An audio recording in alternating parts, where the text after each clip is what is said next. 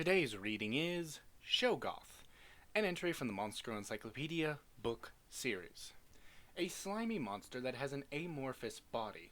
Long ago, they were created by chaos monsters to serve as a race of servants, but it is purported that they fled from their former masters or mistresses upon gaining intelligence and emotions with the ascension of the current demon lord. They have submissive, quiet personalities, and they do not attack humans. Even as of the present, it is said that in pursuit of a new master, they will appear before a man who strikes their fancy, or anyone who desires to employ them and serve them devotedly. They can create any kind of organ by morphing the cells of their body. They can also prepare any necessary tools with their own body, so their body itself is more than enough to sufficiently take care of any of their master's needs.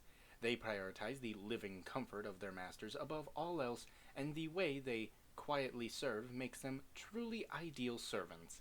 They even give off a vibe of purity which is extremely unmonster-like.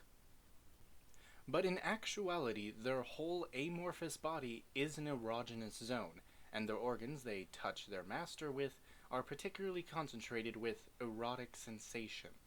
When they wrap their master's body with a towel, which I imagine is a part of their body, at the same time it is also like caressing them using their own body.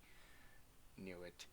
When they carry a spoon of food to their master's lips, it is like a sloppy, deep kiss. To them, service is equivalent to sex, and serving their their beloved man is more than just mentally satisfying. The more they serve, the greater the gratification from bodily pleasure. Despite enduring such pleasure, their work is not disrupted and they will continue to quietly and calmly serve their master. But a glimmer of ecstasy that's like madness can definitely be glimpsed deep within their eyes. As for their madness, they wish to live as if they were one with their master by constantly serving him with their body.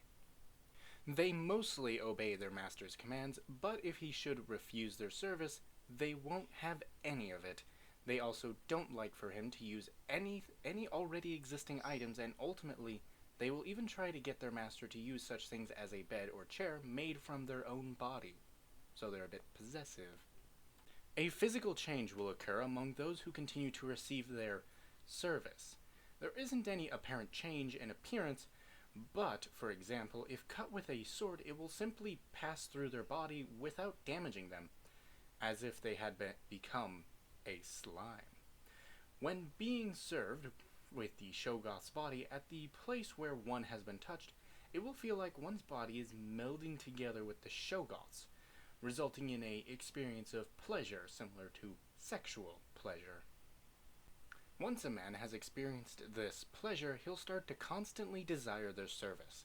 The master himself will probably be the one to desire sex, which will involve melding together even more deeply. When having sex with them, it's like one another's genitalia melts together and becomes one during the union. The boundary between each partner becomes vague. So much pleasure is induced that it becomes uncertain which of them is moving or which sensation belongs to which person. Through sexual intercourse, their master will touch upon their madness, and like them, will desire for the two of them to become one. In this way, they will spend their lives having sex by melding together.